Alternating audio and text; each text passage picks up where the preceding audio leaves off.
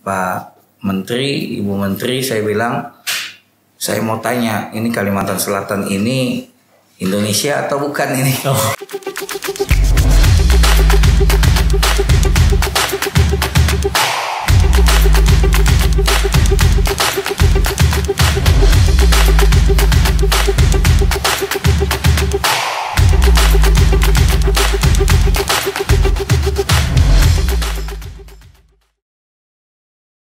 Assalamualaikum warahmatullahi wabarakatuh. Ketemu kembali bersama saya dalam podcast Radar Banjarmasin paling paham soal Banua. Baik pemirsa podcast, saya harus melepas masker dulu supaya nanti lebih leluasa untuk berbincangnya. Dan kita sudah menerapkan protokol prokes ya untuk ini. Pemirsa, hari ini kami mengundang ya senator dari Provinsi Kalimantan Selatan, anggota DPD RI. Kita lebih mengenal beliau sebagai Habib Banua, tapi sebenarnya beliau ini Habib Abdurrahman Bahashim. Tapi lebih dikenal dan populer sebagai Habib Banua. Habib, terima kasih. Ya, terima kasih atas undangannya. Berkenan hadir menjadi tamu kami dalam podcast Radar Banjarmasin. Kami merasa perlu mengajak Habib untuk berdiskusi karena kemarin senator-senator dari berbagai provinsi juga berkunjung ke Radar Banjarmasin ya. 2 hari yang lalu ya. Dan kita juga banyak berbincang, karena itu kami juga pengen lebih dalam, lebih tahu tentang apa sih tugas, peran, dan fungsi dari DPD. Nanti kita akan bincang lebih banyak. Mungkin Habib bisa mulai dulu deh. Jelaskan apa sih DPD itu, tugasnya, fungsinya, dan kewenangannya seperti apa. Karena banyak masyarakat yang belum memahami secara utuh bagaimana sih DPD itu, apa bedanya dengan DPR, dan lain sebagainya. Silakan Habib. Yang pertama, Habib ucapkan terima kasih kepada Radar Banjar, apalagi hari ini undangan podcastnya yang langsung mengawalnya langsung pemret ini, luar biasa ini. Habib sangat bangga, dan selama ini Habib merasakan bahwa Radar Banjar betul-betul menjadi mitra kerja DPD RI, sehingga apa yang kita kerjakan bisa tersosialisasi dengan baik ke masyarakat. Jadi Habib ucapkan terima kasih dalam kesempatan ini. Dan tentu apa yang ditanyakan oleh Bang Toto ini adalah memang bahagian daripada hak masyarakat untuk mengetahui fungsi, wewenang, dan peran Dewan Perwakilan Daerah Republik Indonesia. DPD ini fungsi dan wewenangnya adalah kita boleh secara umum yaitu bisa untuk pengajuan rancangan undang-undang, kemudian pembahasan rancangan undang-undang, kemudian menjadi pertimbangan atas rancangan undang-undang itu sendiri, dan juga pengawasan dan pelaksanaan undang-undang melalui kunjungan-kunjungan yang bisa kita laksanakan dengan mitra-mitra kerja kita, dan juga penyusunan prolegnas, dan juga pemantauan tentang peraturan daerah yang ada di daerah masing-masing. Jadi secara umum wewenang fungsi daripada DPD demikian, Bang Toto. Oke, tadi ada fungsi yang hampir mirip dengan DPR RI ya? Iya. Artinya ada fungsi pengawasan, iya, betul, pengajuan rancangan undang-undang. Tapi kalau untuk fungsi budgeting ada termasuk juga nggak peran dari DPD untuk memberikan masukan atau penyusunan RAPBN? Jadi kalau budgeting dalam konteks tersebut memang tidak ada. Tapi budgeting yang di sini dimaksud adalah budgeting untuk bisa melaksanakan pengawasan itu sendiri. Jadi kalau budgeting untuk APBN kepada kementerian-kementerian itu kita tidak ada. Tapi secara umum monitoring, kontrol, legislasi itu kita sama dengan DPR RI. Oke. Keterbatasan kewenangan terkait dengan tugas, fungsi, dan peran DPD ini lalu kemudian menimbulkan pertanyaan, apakah DPD ini hanya menjadi aksesoris demokrasi ketika euforia politik terjadi tahun 98, perlunya daerah itu memiliki wakil yang bisa menyuarakan. Toh nyatanya secara kewenangan DPD juga tidak bisa menjangkau itu, dan itu lebih banyak perannya melalui DPR RI yang nyatanya itu adalah representasi dari parpol. Ya. Nah, jadi pertanyaan ini, jadi kalau seperti itu gimana dong? Jadi memang kalau kita tergantung perspektif. Tergantung perspektif. Ya. Jadi begini, kalau kita melihat kekurangan satu lembaga negara, mungkin tentu banyak ada kekurangan. Dan selama ini pembenahan terus dilakukan. Kita tahu bagaimana DPR RI dengan segala kewenangannya masih mempunyai kelemahan-kelemahan. DPD juga demikian. Tapi yang jelas kita harus melihat di sini bahwa DPD RI ini adalah satu lembaga yang lahir daripada rahim demokrasi. Dan dia lebih berkeadilan untuk daerah. Ini yang harus kita lihat dan ini yang harus kita kedepankan. Kenapa saya katakan demikian? Karena di DPD ini dia tidak berbasis kepada penduduk, jumlah penduduk. Betul. Semuanya sama 4 semuanya sama 4. Semua provinsi. Mau dari Jawa Barat, Jawa Timur, sehingga keadilan itu bisa dirasakan. Coba bayangkan kalau Kalimantan Selatan berbasis hanya kepada DPR, kita hanya punya 11 anggota dewan di Senayan. Sedangkan Jawa Timur itu ada 57 kalau tidak salah. Jadi kalau misalnya ada kepentingan yang sama dan di dalam demokrasi ini adalah sesuatu yang sah untuk voting, kita langsung kalah. Jadi disinilah ruang untuk kita bisa berjuang untuk daerah kita. Apalagi kita tahu kelebihan daripada DPD, dia tidak ada sama sekali kepentingan politik, sehingga pure murni untuk daerah. Banyak perjuangan-perjuangan yang telah kita laksanakan dalam konteks Kalimantan Selatan, dan tentu itu akan bisa kita bahas nanti. Tapi saya melihat kalau flashback 4-5 tahun ke belakang ketika sempat terjadi kekisruhan perebutan pimpinan lalu kemudian muncul wacana untuk apa ada DPD kalau ternyata kewenangannya juga terbatas, harus ada penguatan peran DPD. Karena kita harus fair juga mengakui bahwa ketika kita menyuarakan kepentingan publik masyarakat melalui jalur DPR, itu lebih dominan kepentingan partai politik yang akan menjadi prioritas. Nah, di mana peran DPD yang bisa menyeimbangkan ini? Karena satu sisi kewenangannya juga terbatas. Perlu nggak ada penguatan-penguatan seperti apa kira-kira? Kalau indikatornya tentang keributan, saya rasa semua lembaga negara, semua DPR juga pernah ribut, Kemudian bahkan di institusi penegak hukum juga pernah ribut. Dinamika itu Dinamika itu. Namanya juga kan di Senayan. Betul. Nah, tinggal saya ingin tegaskan kembali lagi bahwa memang kewenangan mungkin dirasakan masih belum cukup. Dan itu juga dirasakan oleh anggota DPD. Karena itulah lembaga DPD RI sampai hari ini kita menggandeng para akademisi, kita datang ke kampus-kampus, kita sampaikan bahwa penguatan DPD itu memang penting untuk keseimbangan parlemen kita. Kita tahu bahwa sebelum reformasi Orde Baru kita parlemen ini unikameral. Jadi semuanya hanya satu, DPR di sana, TNI di sana, semua satu. Hari ini kita dengan adanya DPD ini menjadi bicameral. Tujuannya sebenarnya sebagai penyeimbang. Nah, tapi memang harus tentu ada pendewasaan lah. Indonesia saja harus 71 tahun hingga kita mencapai begini. DPD baru 10-14 tahun. Kira-kira apa yang perlu dikuatkan dari peran DPD agar terjadi keseimbangan tadi, sehingga harapannya ketika dia lahir dari sebuah keinginan untuk menyuarakan kepentingan masyarakat di daerah ini bisa tercapai dengan baik kira-kira? Pertama, kewenangan itu sendiri. Kewenangannya diperluas sampai mana kira-kira? Jadi jangan hanya sekedar kita menjadi pertimbangan. Jadi betul-betul bisa mengeksekusi daripada undang-undang itu tersendiri. Bagaimana kita tahu bahwa selama ini apabila kita serap aspirasi, reses apa segala macam, temuan-temuan kita ke pemerintah, kemudian rancangan undang-undang segala macam itu kan diserahkan ke DPR. Sedangkan kita tahu bahwa seperti undang-undang kepulauan, itu adalah unsurnya DPD. Dan juga banyak undang-undang yang lain. Tapi ini ada istilah di DPD ini. Istilahnya seperti telur mata sapi. Telurnya telur ayam, tapi diklaim oleh sapi. Gitu. Nah, jadi sebenarnya DPD ini bekerja.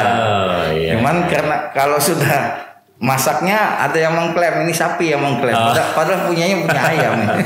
Dan ini yang banyak tidak diketahui oleh publik. Ini yang banyak tidak diketahui oleh publik. Okay. Nah, jadi Habib rasa masyarakat perlu tahu bahwa di DPD ini daerah mendapat keadilan. Karena kalau berbasis kepada penduduk, daerah-daerah, provinsi-provinsi yang penduduknya kecil akan terabaikan, akan termarginalkan. Di DPD ini kita ada kesamaan hak.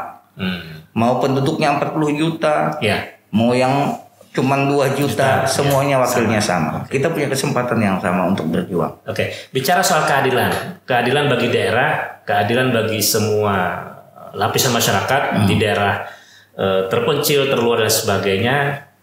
Ketika flashback bangsa ini mengalami sebuah era reformasi, lalu kemudian terjadi pendelegasian kewenangan, ya kan, dengan otonomi daerah. Tetapi kemudian tiba-tiba di masa pemerintahan yang sekarang banyak kewenangan-kewenangan itu yang ditarik. Nah, pertanyaannya, apakah ini juga menjadi usulan di beberapa undang-undang, misalnya Minerba, kemudian undang-undang pemerintahan daerah yang banyak menarik kewenangan-kewenangan daerah untuk mendelegasikan itu ditarik ke pusat. Ini apakah DPD juga ini jangan-jangan yang mengusulkan? Dan ini kan malah justru banyak pihak yang menilai kemunduran demokrasi itu sendiri. Gimana menurut Habib?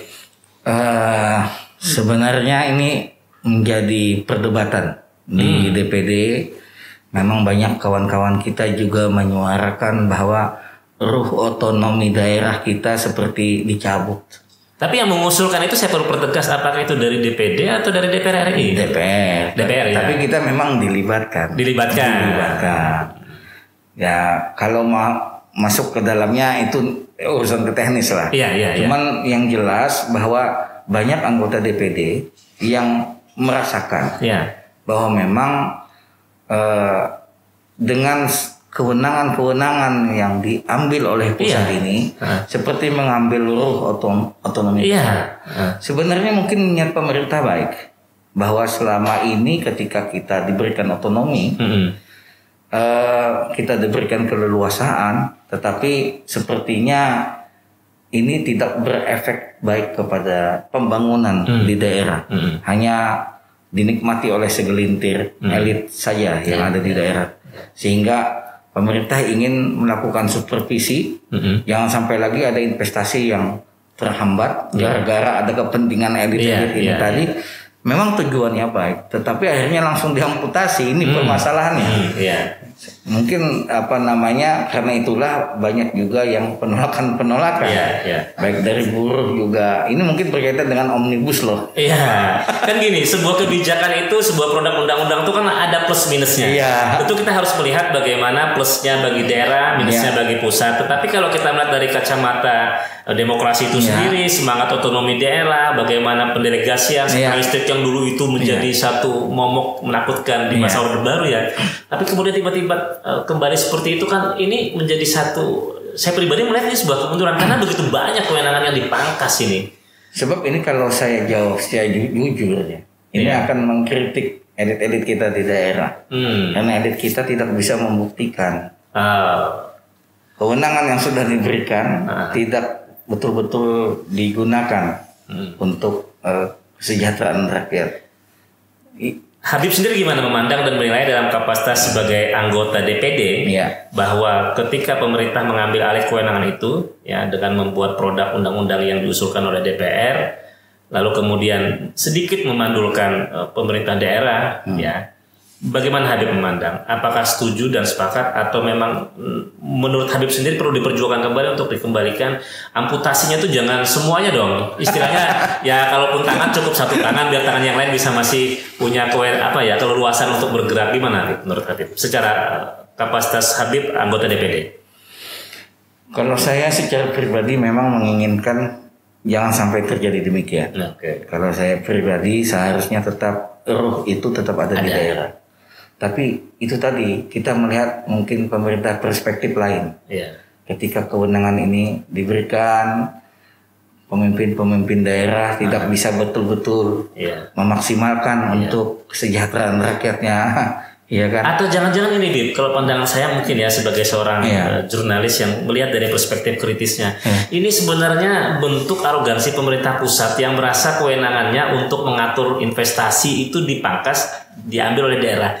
Lalu ketika ada katakanlah elit partai atau kelompok-kelompok pengusaha, penguasa dan bahkan menteri-menteri yang merasa dengan latar belakang bisnis pengusaha ya mungkin ya, saya nggak nyebut latar belakang menteri dan siapa orangnya, ketika birokrasi yang terhambat di daerah itu, aduh agak mempersulit nih bisnis kita nih, investor luar nih, ya kita ambil aja. Ini sebenarnya terkait juga dengan Omnibus Law juga ya, undang-undang. Ini sebenarnya ada muatan-muatan kepentingan yang besar nggak nih? Sah-sah saja pemikiran kritis seperti itu, tapi tentu saja hal-hal tersebut juga harus dibuktikan, iya kan, agar jangan sampai menjadi polemik dan menjadi fitnah juga.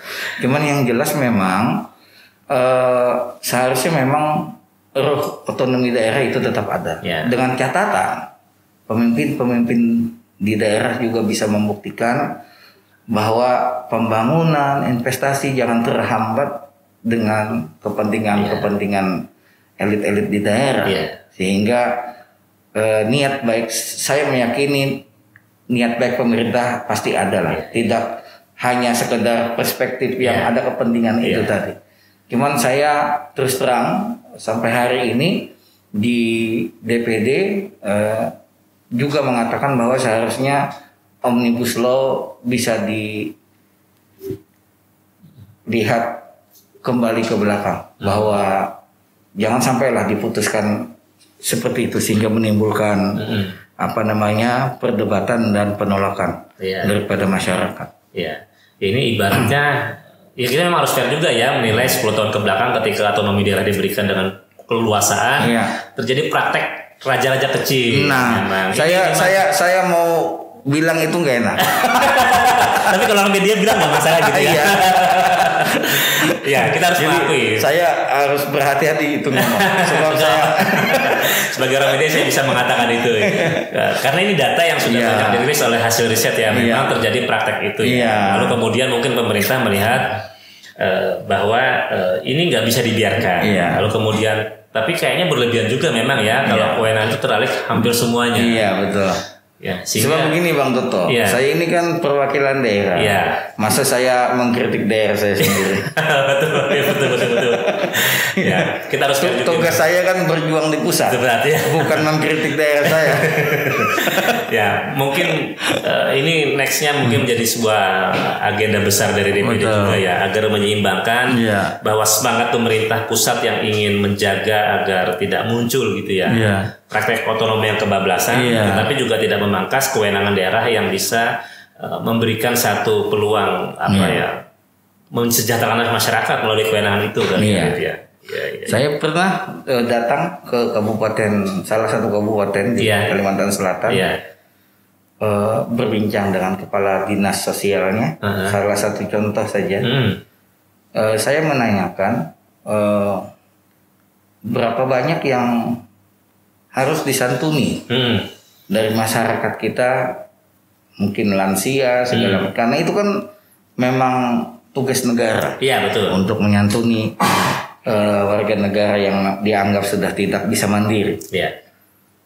Dari catatan salah satu kabupaten yang ada di Kalimantan Selatan tersebut yang disampaikan oleh kepala dinas sosialnya ada 10.000. Hanya di kabupaten itu? Hanya di kabupaten itu ada 10.000. Tapi tahu nggak Bang Toto berapa yang disantuni? Dari 10.000 itu? Dari 10.000 itu. Coba. 1.000 nyampe? 50 orang saja. 50 orang saja? Kemampuan daerah ya? Nah jadi kalau otonomi tadi itu maksudnya saya. Ketika otonomi tadi diberikan, seharusnya kan kemaslahatan ini betul-betul dirasakan banyak. Tapi yang terjadi kan ya tetap saja otonomi diberikan atau tidak diberikan ya. Nah ini sebenarnya kita sendiri tidak bisa menjawab apa yang telah diberikan oleh pusat. Sehingga ketika tidak bisa menjawab tadi akhirnya diambil lagi. Ya walaupun saya juga tidak kurang setuju lah. Karena walau bagaimanapun kita apalagi dalam konteks Kalimantan Selatan yang telah ikut bersumbangsi untuk Ibu Pertiwi, bagaimana Pulau Jawa dan Bali bisa terang dengan batu bara kita. Tapi coba bayangkan hari ini kita, ini saya nggak boleh ngomong, ini kan daerah saya. Tapi memang harus kita akui, memang kita nggak bisa melihat satu sisi saja dari masa sekarang saja. Flashback ke belakang bahwa memang terjadi praktek-praktek yang keleluasan itu malah dimanfaatkan oleh sekelompok gitu ya. Ya saya memahami itu sebagai orang media. Jadi saya minta izin nggak bisa ngomong. Ya makanya saya ngajak Habib untuk diskusi kita melihat nih bagaimana peran DPD. Saya kalau urusan di pusat saya bisa pakai megafon. Tapi kalau di sini saya pakai bisik-bisik saja. Nanti di belakang layar setelah ini aja. Oke, baik Habib, tadi bincangnya terkait dengan masalah itu cukup menarik tadi ya. Memang situasi politik bangsa ini dan tatanan kelembagaan negara memang perlu diinikan ya. Termasuk peran dan fungsi DPD tadi yang kewenangannya perlu diperluas. Karena representasinya ketika itu masuk ke ranah DPR, tentu kita semua bisa memahami dan mengerti prakteknya nyatanya banyak lebih muatan. Satu contoh juga bagaimana DPD memperjuangkan di tingkat pusat agar dana desa itu jangan dipotong karena COVID ini. Karena dananya udah kecil, dipotong lagi dengan dana COVID. Ini juga kita perjuangkan. Karena kita tahu selama ini momok daripada kota-kota besar adalah terjadinya perpindahan penduduk dari desa ke kota. Karena mereka menganggap kota ini punya masa depan segala macam. Kenapa mereka punya mimpi seperti itu? Ya karena memang di desa tidak punya apa-apa. Nah, muncullah dana desa. Jadi kalau dana desa ini untuk pembangunan malah dipotong-potong lagi kan malah. Nah, ini juga diperjuangkan oleh DPD. Dan itu salah satu peran dan tugas DPD ya. Betul sekali. Untuk menjaga agar kepentingan masyarakat di daerah itu jangan terkorbankan. Betul.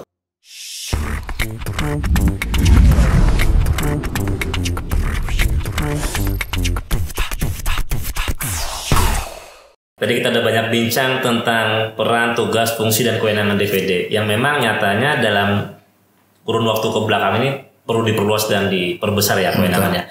Tapi kalau kita bicara tentang DPD khususnya senator dari Provinsi Kalimantan Selatan sendiri, Habib adalah salah satunya. Kalau boleh tahu Habib di komite berapa di DPD RI? Hari ini Habib kan sudah memasuki periode kedua. Iya, kedua. Jadi periode pertama itu selama 4 tahun Habib duduk di komite 2 yang membidangi infrastruktur, BUMN dan lain-lain. Selama 4 tahun. Jadi 4 tahun itu alhamdulillah kita kawal pembangunan di Kalimantan Selatan. Salah satunya adalah di Airport Samsudin Nur. Alhamdulillah 4 tahun itu terjadi groundbreaking. Iya, betul. Terjadi pembangunan. Itu bisa lihat di belakang, ini edisi koran Radar Banjarmasin di zaman Pak Dahlan Iskan masih menjabat BUMN. Oh ya, betul. Ini sudah 8 tahun yang lalu. Betul. Ya. Artinya pembangunan ini kalau nggak ada peran DPD ya, itu juga salah satunya membuat lambat gitu ya. Ya karena memang waktu itu Habib menggunakan diplomasi megafon. Jadi saya bilang sama kawan-kawan saya, tolong saya jangan dilarang atau jangan didiamkan lah. Karena kita selama ini telah menggunakan diplomasi yang santun, tapi nyatanya nggak ada terjadi pergerakan. Iya, betul. Sehingga ketika saya waktu itu rapat kerja dengan Menteri Perhubungan Pak Jonan dan Ibu Rini Sumarno sebagai Menteri BUMN yang membawahi Angkasa Pura. Saya bilang, Pak Menteri, Ibu Menteri, saya bilang, saya mau tanya, ini Kalimantan Selatan ini Indonesia atau bukan ini? Sampai gitu ya ngomong. Iya. Karena saya bilang menurut pemahaman saya Indonesia ini dari Sabang sampai Merauke. Bukan hanya Jakarta, Surabaya, Bandung. Tapi juga Banjarmasin atau Kalimantan Selatan pada umumnya. Dan kita ini setiap tahun jutaan ton kita kirim sumber daya alam kita untuk ikut bersumbangsi ke APBN kita. Yang kami dapat cuman lubang dan gelap. Iya. Saya bilang begitu. Kalaupun kami bekerja, kerjaan kami juga buruh. Iya. Supir, staf-staf di bawah. Saya bilang. Nah sekarang pertanyaannya, kita ini punya airport terburuk sedunia akhirat. Dan itu kan headline. Dan itu diomongin ya. Sama Radar Banjar ini seharusnya itu yang dipasang. Ya, ini pengingat kita bahwa ini Oktober groundbreaking dan hampir 8 tahun nggak pernah ada terrealisasi. Pada saat zaman Habib ternyata sudah bisa itu. Ya. Jadi memang waktu itu banyak permasalahan, termasuk lahan, termasuk dengan TNI, sehingga kita lakukan supervisi. Kita datangi Panglima TNI, kita datangi Kepala Staf Angkatan Udara. Biar bisa lancar kan gitu. Kemudian Ibu Rini juga ngomong, saya bilang kalau tidak dibikin airport, pesawat nggak akan bisa terbang dan mendarat. Oh gitu ya, dengan nada sedikit menekan, bukan mengancam, tapi menekan gitu ya. Saya yang akan lakukan itu. Segitu ya, sampai segitunya. Jadi terserah Bapak Ibu, saya bilang. Dan kalau mau cari siapa dalangnya ya saya. Harus seperti itu ya. Saya dalangnya, saya bilang. Jadi tolonglah Bu, ini dibantu, saya bilang. Kan cuman 2,3 triliun. Sedangkan kita ini kan ratusan triliun setiap tahun. Saya bilang begitu. Dan alhamdulillah waktu itu Pak Gubernur Pak Rudi Arifin melihat kesungguhan saya mendobrak itu, beliau juga support. Sehingga kita sama-sama ketemu Wapres di Istana Wapres. Dan alhamdulillah Wapres datang ke sini gitu kan. Melakukan 4 tahun. Kita nggak mau bergeser. Saya bilang sama anggota DPD lain, saya jangan diganggu di Komite 2. Saya mau selesaikan ini dulu. Saya mau kawal. Kalau udah terjadi pembangunan nggak apa-apa saya bergeser. Terjadi pembangunan baru saya bergeser ke Komite 3. Hari ini saya ada di Komite 1. Jadi memang kalau melihat apa yang disampaikan oleh Habib, di sini peran strategis DPD untuk memberikan penekanan ya. Karena saya bilang saya kan tidak ada kepentingan lain, Pak. Saya bukan dari unsur politik. Dan saya betul-betul dari daerah saya. Saya bilang waktu itu kan saya diberi dukungan oleh masyarakat Kalimantan Selatan sebanyak 268.400 orang. Saya bilang di amanah di pundak saya ini 260.000, Pak. 268.400 orang amanahkan suaranya ke saya. Tolong Pak, ini diperhatikan, saya bilang. Jangan sampai terjadi ini nanti pesawat nggak bisa terbang, nggak bisa mendarat.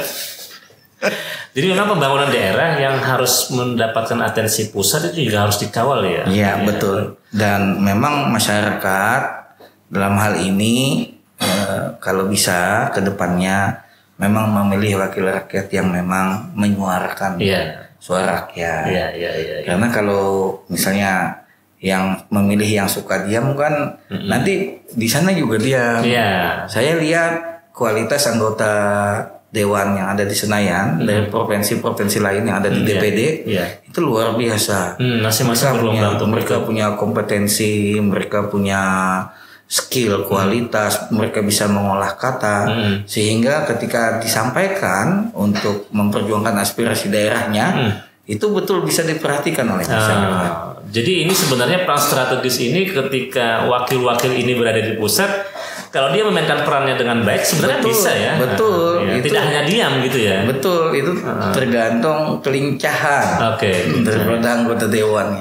Kalau bicara di awal-awal ketika DPD Kalimantan Selatan berapa termasuk Habib yang periode yang sebelumnya sudah pernah terpilih, cukup banyak nggak sih kontribusi? Tadi Habib bilang bercerita bahwa secara pribadi di Komite 3 infrastruktur berjuang untuk bagaimana pembangunan bandara itu bisa terrealisasi dan akhirnya alhamdulillah sudah terrealisasi. Tapi selain itu dan anggota-anggota yang lain, pengetahuan Habib, semua teman-teman waktu di awal periode pertama Habib gimana? Karena kalau saya orang media, sekali lagi saya katakan, saya tarik mundur ke belakang 5-10 tahun lalu ketika di awal-awal tugas-tugas DPD, fungsi-fungsi DPD itu tidak tersosialisasikan dengan baik. Bahkan media pun tidak bisa tidak menerima akses informasi itu. Nah, memang alhamdulillah ke belakang sekarang sudah bagus. Tapi kalau kita bicara di Mas Habib yang waktu pertama tuh gimana itu? Saya tidak bisa mengomentari kinerja sahabat-sahabat saya. Ya, secara pribadi. Tapi saya meyakini mereka bekerja. Tinggal masyarakat saja yang memberikan penilaian. Gitu ya. Iya. Tapi kalau kayak gini kita bicara kan, saya nggak tahu juga bahwa ternyata ada sudah yang dilakukan oleh Habib. Tapi masyarakat nggak tahu semuanya ternyata ya bahwa DPD itu sebenarnya sangat strategis loh ya. Sangat strategis. Satu contoh ya, seperti jalanan yang pernah dikeluhkan masyarakat Hulu Sungai. Oh iya. Yang rusak akibat salah satu perusahaan bawa tonase. Oh iya. Saya nggak mau sebut. Iya. Itu kan kita langsung datang. Saya langsung ajak ketua komite datangi, kita lobby di sana, kita telepon. Di Kabupaten Balangan itu. Iya. Tabalong. Iya, Tabalong Balangan. Kena semua. Satu jalur. Alhamdulillah, saya dapat laporan dari Pak Bupatinya, Beb sudah di ini katanya. Iya, di jalan. Sudah bagus. Nasi. Kita ke balai jalan, kita kasih tahu bagaimana kondisi di sana. Jadi ini salah satu daripada kinerja kita. Jadi fungsi pengawasan sekaligus memberikan input ya. Iya. Dan juga menekan agar ini diperhatikan dong. Iya, gitu ya. Kita kalimatnya bukan menekan, supervisi. Ya, mengawasi kan. Terobosan. Ya, katakan orang media mengatakan menekan karena kalau nggak dipaksa kan nggak bakal dikerjakan kan gitu kan. Nah, itu terserah media. Ya, artinya gini, sekali lagi bahwa DPD sebenarnya memiliki peran strategis, tapi kembali kepada orang-orangnya ya, yang mau nggak sih memperjuangkan gitu ya. Nah itu kembali kepada masyarakat tadi kan. Iya. Kalau pengen wakil rakyatnya yang betul-betul cepat reaksinya apa segala macam dalam menyampaikan dan memperjuangkan aspirasi ya memang ketika pemilihan betul-betul tolong dilihat track recordnya gitu. Ini di masa sekarang komite 1 ya? Saya di komite 1. Di bidang apa nih? Saya bidang politik keamanan. Oke. Dan ini termasuk pemantauan pemilihan PSU juga. Politik ini ya. Kemarin rombongan yang datang ke sini ketua ya dan beberapa anggota komite lainnya juga menyampaikan bahwa ini ada agenda besar. Iya. Agenda besar dari DPD RI yang mencoba untuk membuat usulan amandemen. Betul. Ini menarik. Bisa diceritakan, Bib? Ini sebenarnya latar belakangnya apa dan bagaimana usulan amandemen yang dimaksud itu? Yang pertama kita patut bersyukur ya Ketua DPD RI 7 datang ke sini karena sebelum-sebelumnya belum pernah ada. Iya. Dan saya kebetulan dengan beliau sangat dekat dan saya mengusulkan agar beliau datang ke sini. Ya, Pak Lanyala ya. Pak Lanyala Mataliti. Dan dalam kunjungan ke sini beliau juga menyampaikan agenda DPD RI agar terjadi amandemen kelima Undang-Undang Dasar kita mengenai pertama penguatan DPD. Tadi kan sudah sesi pertama kita. Yang kedua bagaimana agar kebuntuan politik mengenai pencalonan presiden ini yang didominasi oleh partai politik bisa dibuka. Sebenarnya kita tahu bahwa pencalonan independen ini kan sudah terjadi di legislatif dan eksekutif. Legislatifnya ada DPD, kemudian eksekutifnya ada calon kepala daerah dari independen juga. Nah, kalau ini sudah ada presidennya yang belum ada ini. Jadi ternyata menurut MK untuk tingkat presiden itu mereka tidak berhak untuk memutuskan. Yang berhak itu hanya melalui amandemen undang-undang. Sehingga ini yang sekarang DPD lakukan karena banyak putra-putri terbaik bangsa, anak-anak bangsa yang mempunyai kompetensi, skill, leadership yang baik, yang seharusnya ada kesempatan untuk mencalon presiden itu terhambat karena salurannya nggak ada karena dibatasi. Hanya pertama harus lewat partai politik, sedangkan persyaratan presiden itu kan 20% threshold itu juga. Sedangkan persyaratan presiden ini kan yang penting warga negara mempunyai hak yang sama, tidak pernah melakukan tindak pidana segala macam. Nah, sekarang ini kok ada tambahan lain, harus dari partai politik, harus 20% lagi. 20% lagi. Aduh, jadi ini kan seperti memang mau Nah, jadi sangat kental sekali ya muatan kepentingan partai di belakangnya. Betul. Nah, ini yang sekarang didobrak oleh DPD. Makanya DPD ini memang tidak ada kepentingan. Kita ini kepentingannya kepentingan bangsa. Dari daerah untuk Indonesia. Indonesia kuat kalau daerah sejahtera.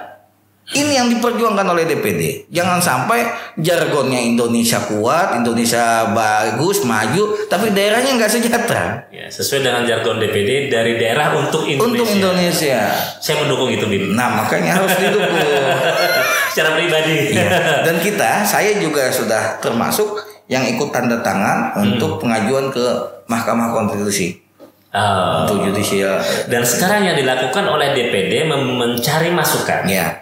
Sekaligus juga mencari dukungan moral ya. Betul. Dari semua publik dan masyarakat. Kita datang ke kampus-kampus, karena kan akademisi ini yang memang yang pintar-pintar ini. Terus juga media sangat berperan aktif untuk bisa mengangkat ini. Dan Kalimantan Selatan adalah daerah pertama yang didatangin oleh DPD untuk mencari masukan itu. Iya, di sini memang menjadi mercusuarnya. Iya. Berarti kalau ini terrealisasi dari Banua untuk Indonesia. Dan ini berkat Habib Banua. Dan itu ada peranan kita di sana. Termasuk Radar Banjarmasin juga. Betul. Baik, ini menjadi wacana yang menarik gitu ya, karena saya sepakat bahwa saya harus jujur mengakui, saya bicara atas nama media. Betul. Negara ini sekarang sudah banyak dikendalikan dalam tanda petik oleh elit-elit yang menginginkan kepentingan mereka itu tetap terjaga. Baik kekuasaan, bisnis dan sebagainya, sehingga membuat regulasi yang kemudian dipaksakan, aturan-aturan main yang harus 20% thresholdnya. Partai-partai kecil kan nggak bisa berkesempatan. Yang saya tanyakan, ini sebuah agenda, keinginan, rencana yang cukup bagus dan boleh dibilang dalam. Tidak ada yang nggak mendukung, semuanya pasti mendukung. Gitu ya? Kecuali yang itu partai, boleh kita bilang seperti itu ya, partai secara umum. Tapi pertanyaannya, ini akan menjadi satu perang tanding. Ketika ini nanti dibawa ke konstitusinya, dibawa ke perdebatan di parlemen. Bagaimana peluangnya? Kata ketua ketua DPD, saya mengutip saya. Kata ketua DPD Pak Lanyala mengutip berat tapi tetap harus kita perjuangkan. Berat tapi tetap harus diperjuangkan. Iya, tetap harus kita perjuangkan. Dan beliau yakin harus jebol ini katanya. Kalau saya boleh memberikan pendapat dari kacamata orang media maupun kajian-kajian akademik, apalagi melihat bagaimana situasi bangsa saat ini, kalau kita hitung persentase kayaknya mungkin di bawah 20% kali ya. Apanya itu? Peluang untuk bisa ininya. Kalau saya katakan saya sama kawan-kawan kan. Yang jelas semangatnya harus 100%. Kan kita ini anak-anak pejuang. Betul. Ya, tapi sekali lagi saya katakan kenapa saya berasumsi gitu, karena melihat memang arogansi dari partai yang luar biasa saat ini. Saya tidak bicara dalam konteks partai mana, tetapi bagaimana negara ini kalau kita lihat sudah banyak bukan abuse of power bukan melebihi kekuasaan ini kan, tapi memang faktanya seperti itu. Habib gimana pandangannya? Boleh jawab dengan jujur. Tidak bicara dalam konteks yang tadi tapi bagaimana Habib memandang bagaimana konteks kondisi negara kita saat ini? Memang faktanya putra-putri terbaik bangsa kita banyak yang tidak bisa mencalonkan diri karena adanya aturan seperti itu. Jadi seharusnya itu memang dihilangkan. Dan ini yang sedang diperjuangkan oleh DPD. Jadi apa yang dikatakan Bang Toto itu memang secara pribadi 100% benar. Oke, gitu. Jadi memang harus dimulai dari Banua karena kebetulan nih kan banyak anggota DPD-nya ini Habib. Kemarin kalau kalian bilang kenapa dimulai dari Kalimantan Selatan, karena semua anggotanya ini para habaib gitu Ini jadi harapannya harus masuk muri. Harus masuk muri. Gitu ya. Iya, karena dari semua provinsi itu yang penyumbang terbanyak habaibnya memang dari Kalimantan Selatan. Jadi memang orang Kalimantan Selatan ini pencinta habaib, pencinta ulama. Mudah-mudahan diberi keberkahan. Amin kan. Tetapi nih ini nanti roadshow-nya berlangsung dari Kalimantan Selatan, lanjut kemana nih? Ke Kaltim, ke Kaltara, terus lanjut. Nanti ada ke Sulawesi Barat segala macam. Dan respon dari akademisi sendiri, khususnya yang pertama dilakukan kemarin di Kalimantan Selatan, Habib menangkapnya gimana? Mereka semuanya mendukung. Cuman permasalahannya itu tadi ada rasa melihat kan, mereka melihat ada di sana ada gunung terjal. Iya. Ya tinggal ini semangatnya bagaimana. Tapi kan ada pepatah.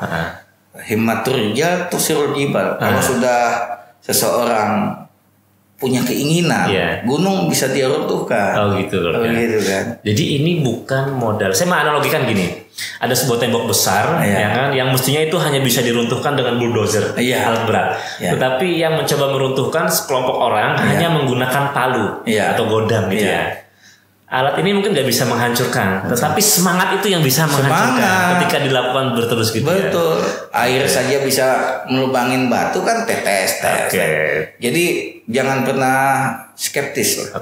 Saya sepakat dan setuju secara pribadi mendukung semangat itu. Tapi pertanyaan kritis saya, jangan-jangan kita harus fair mengatakan bahwa semua orang dengan latar belakang politisi masuk dalam satu wilayah ranah politik pasti ada kepentingan. Latar belakangnya ini, apakah hanya memang murni menyuarakan agar para putra-putri yang terbaik ini bisa punya saluran, memecahkan kebuntuan, atau jangan-jangan ini ada kepentingan juga dari DPD ini? Gimana nih? Sekarang begini, kepentingan apapun kan keputusannya masyarakat, rakyat Indonesia. Iya, betul. Jadi yang diperlukan Indonesia ini kan calon-calon pemimpin yang bisa muncul sehingga mereka bisa memilih.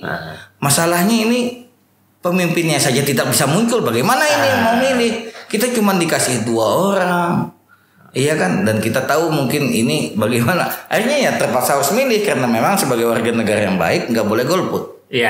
Akhirnya tetap harus dipilih. Tapi kalau ada pilihan lebih banyak kan lebih bagus. Kalau siapapun kepentingannya yang mau nyalon, bahkan Bang Toto juga bisa nanti, iya kan? Ya benar, semua orang pasti punya peluang berarti ya. Kan penentunya masyarakat nanti, rakyat kita. Kalau begitu kita harus melihat garis tangan. Tapi kalau secara kelembagaan, DPD punya kepentingan agar konstitusi negara kita kembali on the track, bahwa semua warga negara Indonesia berhak dan mempunyai hak untuk mencalonkan dirinya menjadi presiden. Jangan dibatasi dengan aturan-aturan yang menurut akademisi sendiri itu tidak benar. Nah, itu. Ini sebuah bentuk perlawanan dari daerah. Kepada para elit. Betul. Bukan elit pusat ya saya katakan, tapi mungkin elit-elit partai, elit personal yang mencoba untuk mengendalikan kekuasaan itu ya. Betul. Kita lihat nanti endingnya seperti apa. Apakah nanti rakyat mendukung? Apakah nanti rakyat juga menginginkan itu? Tapi kalau Bang Toto yang nyalon, saya dukung. tinggal dekat dengan mereka aja. Tapi kalau orang media masuk jalur politik sebenarnya bisa dan sah-sah saja. Ya boleh kan? Tapi kalau dilihat dari statistiknya Habib, tidak banyak dia. Karena untuk maju dan masuk ke situ sepertinya kan tidak hanya modal keinginan. Yang paling besar itu kan ini, Habib. Begitu ya. mungkin yang dimaksud itu kos politik. Karena kalau money politik kan nggak boleh, money politik nggak boleh, kos politik. Modalnya yang nggak. Keliling Indonesia kan perlu tuh. Itu dia. Itu yang. Tapi kan saya tahu Bang Toto kan punya duit. Amin. Amin doanya. Mudah-mudahan doa Habib ini bisa menjadi.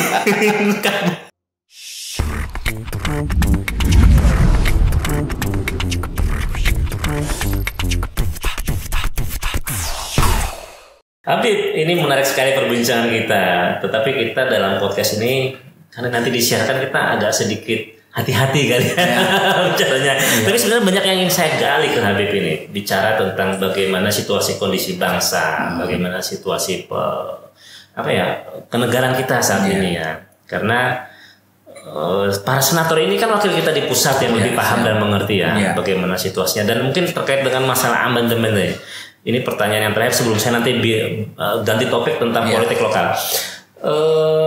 Di 2021 2024 ya. 2024 atau 2025 ya sudah mulai kontestasi Pilpres nanti. 2024. Ya, oke. Ini kan 2 periode Pak Jokowi sudah berakhir. Ya. Nah, dari kacamata Habib, melihat situasi politik saat ini dan membaca yang kedepannya, bagaimana Habib melihat bahwa apakah nanti pemimpin-pemimpin yang ada yang akan muncul masih pada lingkar-lingkar partai-partai yang berkuasa sekarang, karena ada kengototan mereka untuk memberikan batasan agar peluang itu semakin dikerdilkan yang muncul dari calon-calon partai koalisi yang lain. Kalau seperti itu gimana Habib memandangnya? Kan kita di media udah banyak muncul nama-nama. Iya, betul. Nama-nama memang kalau kita mau bungkus hari ini tentu masih sangat cair. Iya. Tentu kita tidak bisa bungkus ini barang. Tapi saya memberikan ilustrasi ketika saya dari pagi tadi mendengar statement-statement, saya sebut aja misalnya Pak Ganjar yang sudah terlalu kecepatan katanya gitu ya, dan mendapat kritik dari koleganya sendiri di kalangan PDIP gitu ya. Tapi kan memang sudah menjadi satu gambaran bahwa ketika ada calon dari sebuah partai sendiri yang ternyata tidak mendapatkan restu kepartaiannya, bisa menimbulkan gejolak juga di internal. Ini kan sebuah gambaran bahwa sebenarnya kan calon sendiri kan seolah-olah kan pengen bukan calon partai sendiri kan seolah sudah punya jagonya ini. Jadi gimana menurut pandangan juga Habib kalau kita bicara melihat fenomena saat ini terjadi juga? Politik ini kan ada yang di permukaan, ada yang tidak di permukaan, juga ada bisa by design, ya kan. Jadi kita tidak tahu di internal, karena tadi disebut Ganjar tadi di internal PDIP, betul. Jangan-jangan ini strategi juga. Ini yang saya maksud di kacamata para politisi sebenarnya kan bisa melihat dari sisi yang kita orang awam nggak bisa lihat gitu. Tapi yang jelas kita ini jangan-jangan tes on the water gitu ya, dia ngelempar wacana isu terkait itu, ngetes. Ada nggak sih reaksi publik yang ternyata banyak dong menginginkan kan bisa jadi seperti itu apalagi di Indonesia ini terkenal kan dengan gaya intrik-intrik kalau misalnya sosok-sosoknya itu seperti dijalimi iya kan, dapat politik belas kasih dapat simpati kita lihat saja. Cuman yang jelas banyak tokoh yang akan maju dan itu baik bagi demokrasi kita. Yang tidak baik itu tadi yang dibatasi tadi. Akhirnya tokoh-tokoh yang terbaik bangsa, terbaik bangsa ini malah nggak bisa nyalon. Ini yang susah. Akhirnya produk lama itu lagi. Itu yang saya maksud ya. Jadi Habib melihatnya ini masih sangat dinamis, masih sangat cair. Kita berharap yang muncul memang betul-betul tokoh yang punya kompetensi di dalam kepemimpinan. Iya, beberapa partai bahkan beberapa calon yang sudah terlihat mulai masuk pada wilayah gelanggang Pilpres ini sejak awal terlihat seperti saya lihat kemarin ada baca di Radar Banjarmasin sendiri rilis yang menyebut AHY. Ada AHY. Kemudian Pak Prabowo sendiri juga mulai muncul. Ada Anies. Ada Pak Ganjar. Ridwan Kamil juga. Ini kan bagus semua nih. Beberapa nama yang sudah muncul. Masa memang punya pilihan ya? Tapi benar ya Bib ya. Cuman kalau misalnya dibatasi lagi, kita berbuih-buih ngomong nggak muncul malah nanti. Betul. Berarti ini tanggung jawab Habib nih dengan teman-teman di DPD. Makanya ini kita lagi perjuangkan. Mudah-mudahan perjuangan ini berhasil. Masyarakat banyak punya pilihan untuk pemimpin bangsa. Karena enak kalau pemimpin kita ini bagus. Baik untuk yang internasionalnya, baik untuk yang politik lokalnya. Ini yang kita inginkan. Jangan dibatasi lah. Jangan sampai kita ini mendapat pemimpin pemimpin pencitraan begitu kan, tapi betul-betul punya kompetensi gitu. Itu yang kita inginkan. Iya. Dan itu hanya bisa terwujud kalau salurannya bisa dibuka. Ya, selamat berjuang untuk Habib dengan teman-teman. Amin. Saya hanya bisa memberikan dukungan, doa dan moral. Amin. Oke, Beb, kita tadi bicara dalam konteks politik secara nasional. Kita bicara dalam konteks kedaerahan deh, Kalimantan Selatan secara umum. Habib, bagaimana melihat situasi dan kondisi Kalimantan Selatan saat ini? Baik secara umum gitu ya, daerah juga, kita punya banyak 11 kabupaten kota, provinsi juga. Secara umumnya Habib bagaimana melihat? Karena ini Habib ini adalah senator daerah, mewakil daerah yang menjadi wakil di Jakarta. Dan tapi ini pertanyaannya berat gitu ya. Berat. Gimana nih, Habib? Berat.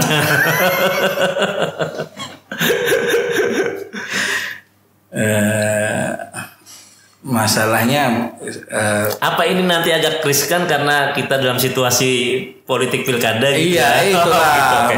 Atau saya skip saja pertanyaannya. Ya. Nanti khawatirnya nanti dalam situasi sekarang nanti ada keberpihakan gitu. Iya, dianggap itu nanti. Okay. Yang jelas saya punya harapan Banua kita ini lebih bagus. Punya lompatan besar. Dengan kinerja yang terbaik. Yang dipimpin oleh pemimpin terbaik. Saya ingin kita punya semangat kayu baimba itu betul-betul real. Bang Toto paham nggak kenapa menjadi kayu? Artinya kita itu mau maju. Ya mengayu kan maju bukan mundur. Iya. Kita ini mau mengayu. Artinya ada pembangunan yang kelihatan, yang gitu loh, dirasakan, yang dirasakan oleh masyarakat. Kalau kita diam di tempat kan bukan kayu. Iya, betul. Baimba artinya semua masyarakat terlibat di sana. Semua komponen ya. Semua komponen.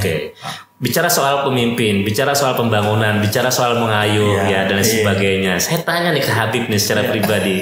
Habib pengen nggak nih kira-kira nih setelah pas ini nanti untuk memajukan Banua tidak lagi di Senayan, tidak lagi di Jakarta, tapi di daerah nih? Kalau keinginan Habib kan tidak berarti apa-apa. Yang penting itu keinginan masyarakat. Tapi keinginan masyarakat itu kan kalau orangnya mau mencalon. Nah, ini pintar juga nih. Iya.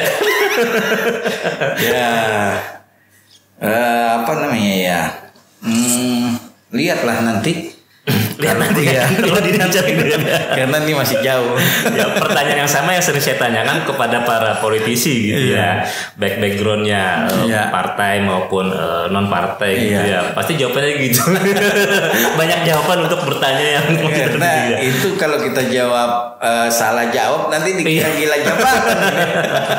Padahal ini amanah kan? Amanah ini berat. Kalau kita tidak menjalankan dengan baik, ini menjadi masalah nanti di akhirat. Iya betul. Jadi istilahnya mengalir. Mengalir kalau memang kita lihat masyarakat menginginkan, jalannya ada dan niatnya sebagai pengabdian, bismillah. Kalau masyarakat bilang nanti aja, kan kita ada punya telinga, kan kita turun ke masyarakat. Habis sudah ini aja, insya Allah lah kita ikuti. Apalagi ini umur sudah 40 juga kan. Iya. Artinya memang melihat dinamika juga dinamika. Kalau memang ketika ini wilayah pengabdiannya masih panjang gitu ya. Karena dimanapun tempat, posisi, kalau niatnya pengabdian kan substansinya tetap sama. Iya. Yang penting kan substansi. Iya.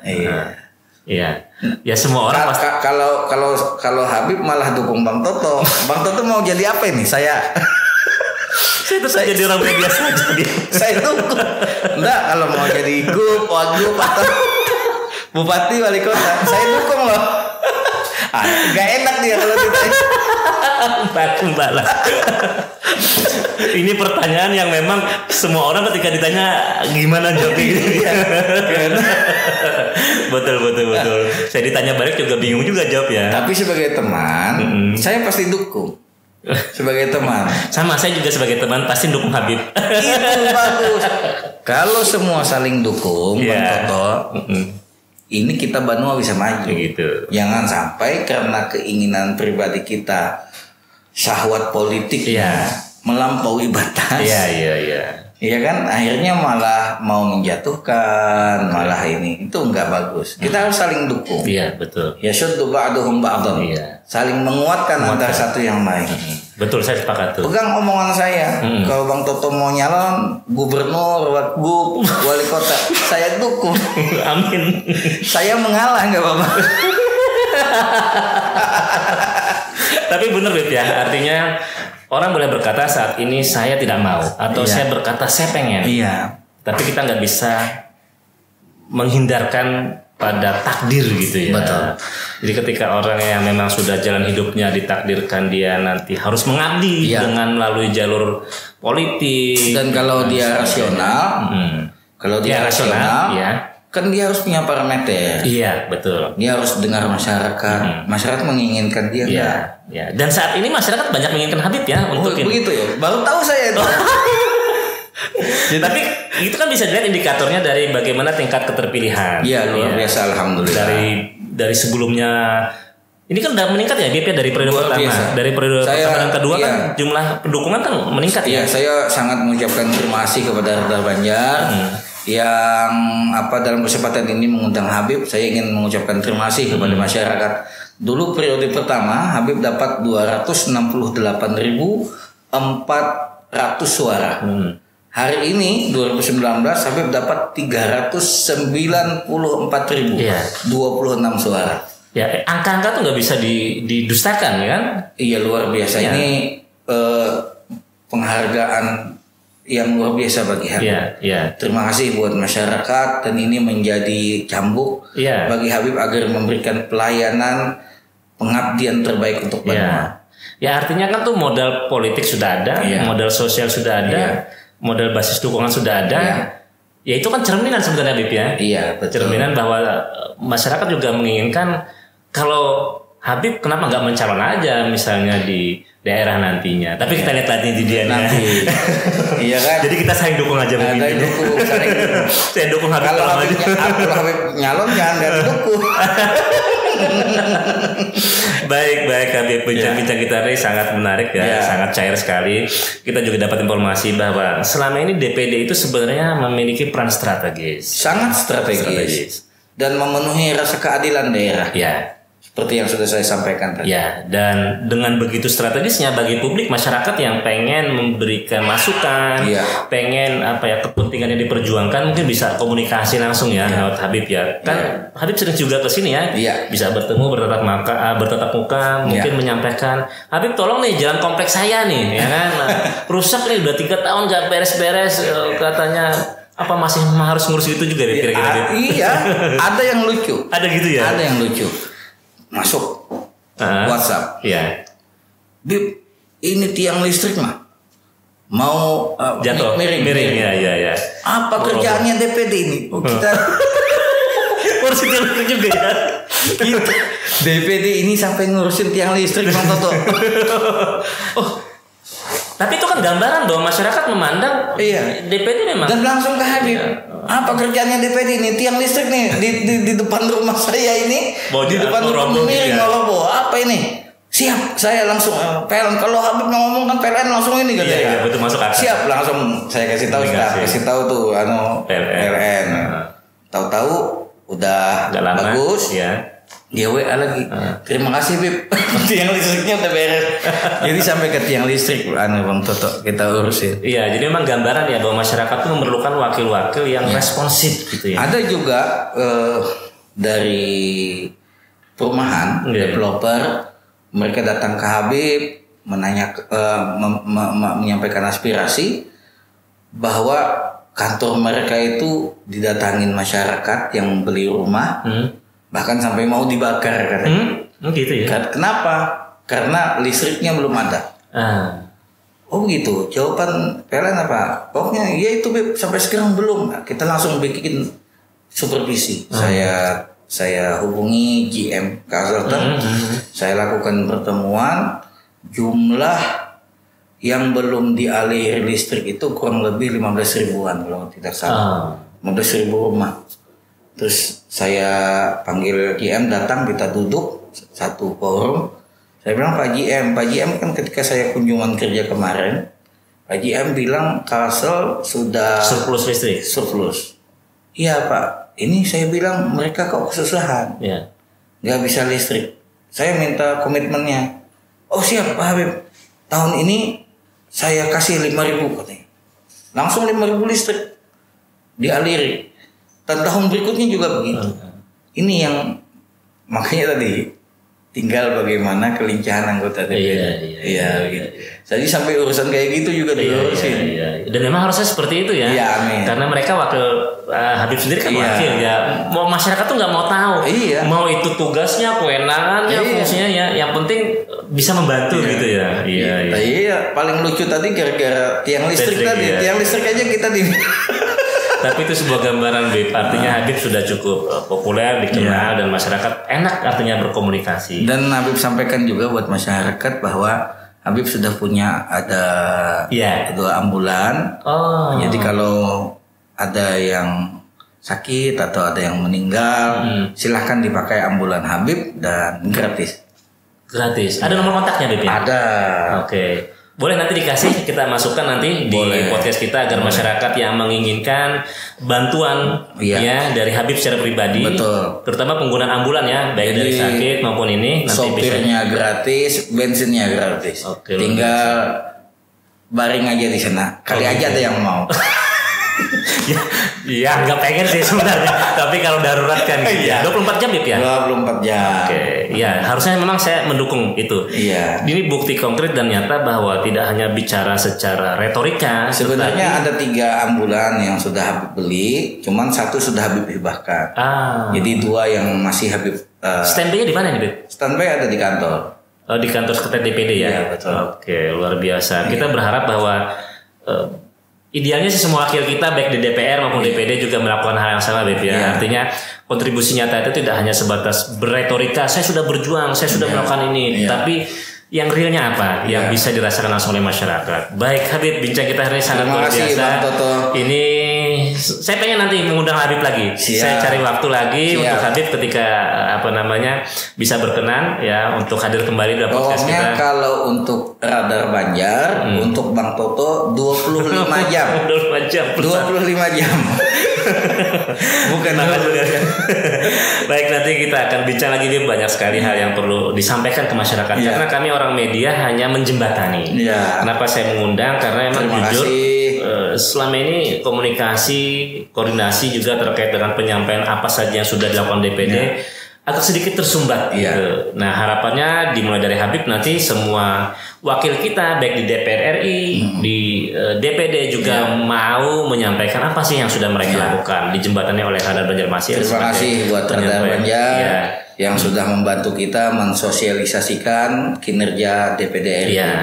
Semoga masyarakat semakin tahu mengenai DPD dan bisa mendukung apa yang dilakukan oleh DPD. Pasti kalau seperti yang disampaikan Habib, saya yakin masyarakat pasti membantu. Terima kasih. Dan pasti mendukung juga nih kalau misalnya tadi yang kita diskusikan Habib maju ya. Pertama pribadi saya yakin terpilih kalau saya maju. Kalau cuman Bang Toto yang luar biasa. Banyak ini orang.